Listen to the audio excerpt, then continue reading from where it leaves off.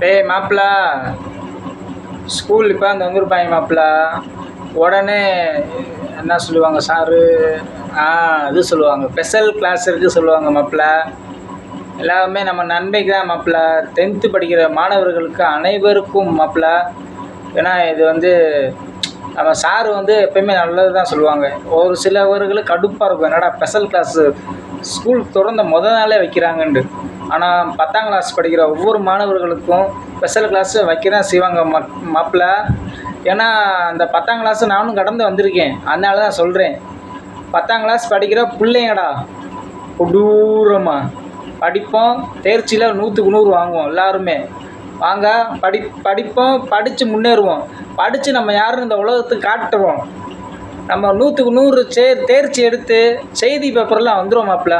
ஆமாப்பிள்ள, படிப்போம், இப்படியே படிப்போம்.